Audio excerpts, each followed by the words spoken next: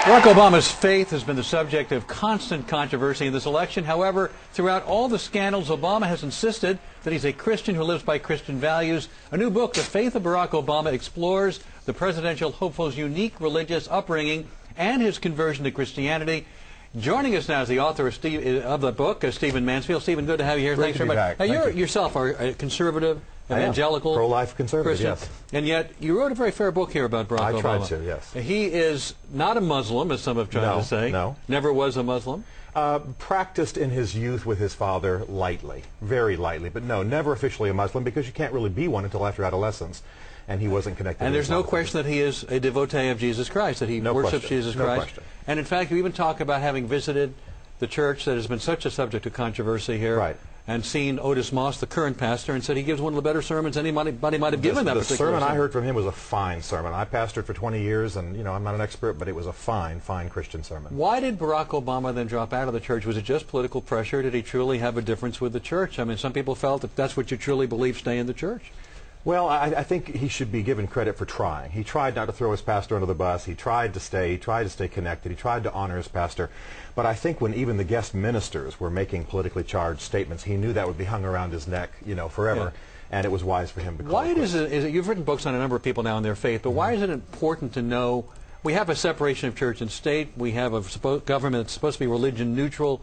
Why is it so important to know what somebody believes religiously if they're not going to legislate that way? Well, first of all, because if their religion is serious, if they're serious about their religion, it's one of the most important things about them. It's going to frame their worldview, frame their sense of justice, frame their sense of right and wrong, and therefore frame their policies. And it also tells you a lot about the man. I mean, in an age in which we know what kind of underwear a presidential candidate wears and what his dog's name is, we should know what he believes religiously, because that's important. So if that's the case, given what we know about him religiously, how would he then be as president based on that, if you believe that is the basis on which he would govern? I believe that Barack Obama is a serious Christian, though of a theologically and politically politically liberal type, I mean. And I believe that he will govern out of a religious base. He's already said he's going to continue George W. Bush's faith-based initiatives.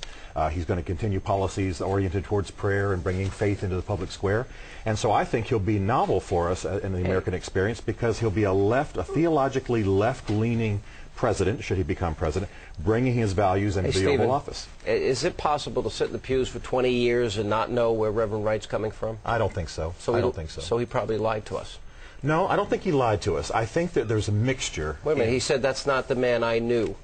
Well, I think, I don't know about you, Sean, but I've sat in churches and listened to pastors and sometimes been surprised by the things that came out years later. Chickens coming home to roost, GD America. You ever sit in a church that said that? I've never sat in a church like that, but let me say this. But he didn't condemn him even after he said it. Well, he did, actually. No, not really. He said this is not a different generation, this is not where I am. Now, again, I'm pro-life conservative. I'm not necessarily an Obama supporter, but I will have to say that Reverend Wright is a mixture.